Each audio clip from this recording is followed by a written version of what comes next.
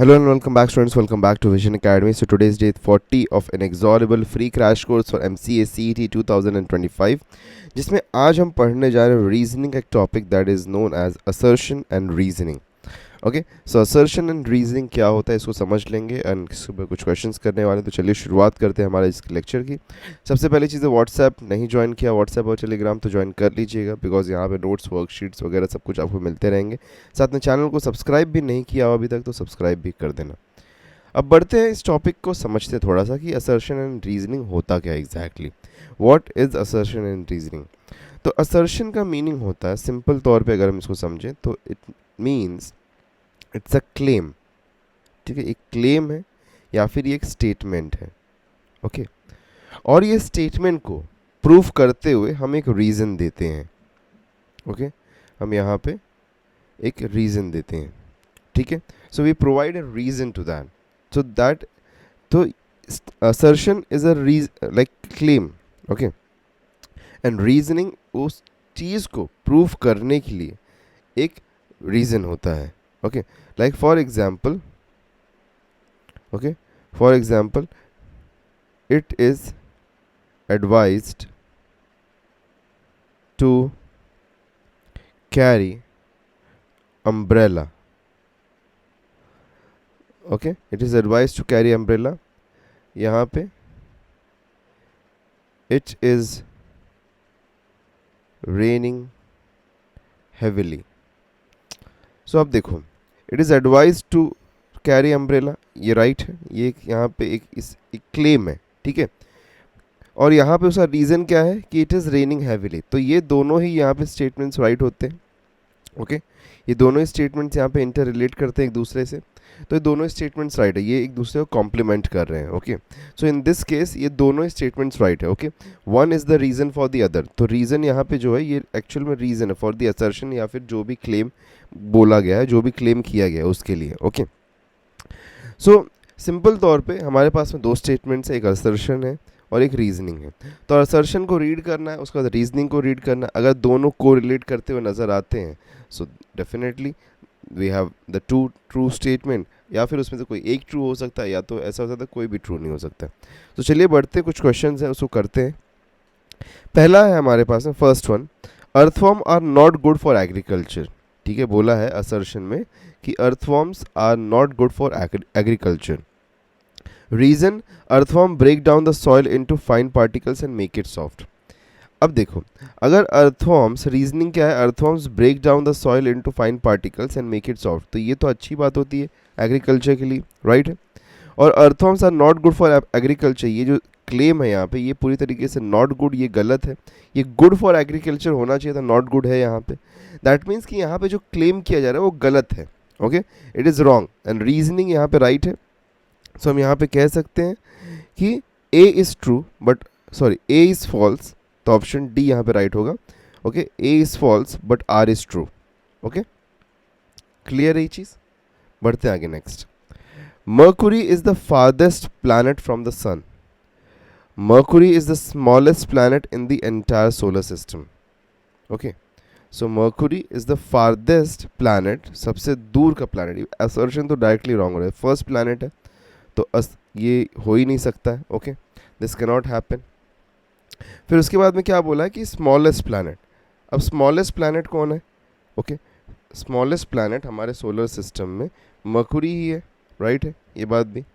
Okay, तो smallest जो है दैट इज़ मर्कुरी. तो Mercury is the smallest planet, ये राइट है यहाँ पर. रीज़न तो राइट है पर असर्शन रॉन्ग है. ओके, रीज़न राइट है बट असर्शन रॉन्ग है यहाँ पे. तो once again A is false and R is true. Okay, moving ahead to the next question. Water kept in earthen pots gets cooled in summer. Okay, evaporation causes cooling. So यहाँ पे क्या बोला है कि water kept in earthen pots, ठीक है, अगर हम वाटर को earthen pots में रखें so वो कूल हो जाता है समर में. ये बात सही है यहाँ पे, ये बात बिल्कुल भी सही है. Okay, it's completely right statement. Assertion तो यहाँ पे राइट है. ठीक है, अब रीजनिंग क्या होगा यहाँ पे उसको हम देख लेते हैं ज़रा. रीजनिंग क्या बोला है यहाँ पे कि evaporation causes cooling. Okay, evaporation causes cooling. So this is also right. Because वहाँ पे इवेपोरेशन का प्रोसेस होता है, दैट इज़ द रीज़न कि ये कूलिंग हो जाता है, कूल होता है. So reasoning is also right. तो यहाँ पे both A and R true and R is the correct explanation of A. Okay, next question. We should avoid black clothes in summer. ठीक है, we should avoid black clothes in summer. Black is good absorber of heat, right है. तो we should avoid black clothes in summer, right है, ये बात तो सही है, असर्शन राइट है. रीजनिंग क्या है कि black is good absorber of heat, yes ये भी राइट है यहाँ पे. तो दोनों ही राइट होते तो ऑप्शन ए हो जाएगा यहाँ पे, both A and R true. और आर जो है करेक्ट एक्सप्लेनेशन भी है. रीजनिंग जो यहाँ पे करेक्ट एक्सप्लेनेशन है for the assertion, because black colour जो होता है ये बहुत ज़्यादा हीट को एब्जॉर्ब करता है. दैट इज़ द रीज़न कि जो सोलर कुकर्स होते हैं या बहुत सारे मटेरियल्स हो जो कि हीट एब्जॉर्बिंग के लिए बने होते हैं, वहाँ पे हम ब्लैक कलर का यूज़ करते हैं. नेक्स्ट आगे बढ़ते हैं. Appendix is a vestigial organ in human body. Okay, appendix is a vestigial body, sorry vestigial organ. Okay, vestigial organ in human body, in the human body. Okay, ये right है, statement right है. Okay, this is right. फिर it does not participate in digestion, this is also right. Okay, this is also right. तो यहाँ पे option A once again यहाँ पे right बनता है हमारा. ओके, यहाँ पे ऑप्शन ए जो है दिस बिकम्स राइट. वैसे कुछ जगहों पे कभी कभी रेफरेंसिंग में हमको ये भी देखने के लिए मिलता है कि अपेंडिक्स को एक वेस्टिजियल ऑर्गन नहीं कंसीडर किया जाता है, but in the most cases जो हम बात कह सकते हैं, like mostly in wherever we read it, so we get it that it's a vestigial organ और साथ में ये participate नहीं करता digestion में, this is true. okay, but somewhere एक slight यहाँ पे chance है कि कुछ जगहों पे इसको consider किया जाता है कि it's not a vestigial organ and it participates in digestion. okay, but for the question being A is the right answer. Graphite is slippery and used as a lubricant, this is right. Graphite थोड़ा slippery होता है और इसको lubricant के रूप में use करते हैं. Graphite has free electrons, yes that is right. So due to the reason it has got free electrons, a lot of free electrons, graphite slippery in nature हो जाता है. सो यहाँ पे A option once again right होता है हमारा. Okay, next. Goitre is common disease in mountainous regions. ठीक है, गॉइटर एक कॉमन डिजीज है जो कि माउंटेनियस रीजन्स में होता है. Okay, the diet of the people in the mountains lack iodine content. okay, the diet, जो डाइट होता है माउंटेनियस पीपल का, उसमें जो आयोडीन कंटेंट है वो लो है. Yes this is right. So goitre जो होता है, goitre is a disease, like हम जिनका गला अगर हम देखें तो सूजन जैसा दिखाई देगा आपको. सो गॉइटर जो डिजीज़ है, ये डिजीज़ एक्चुअल में आयोडीन डेफिशिएंसी की वजह से होता है.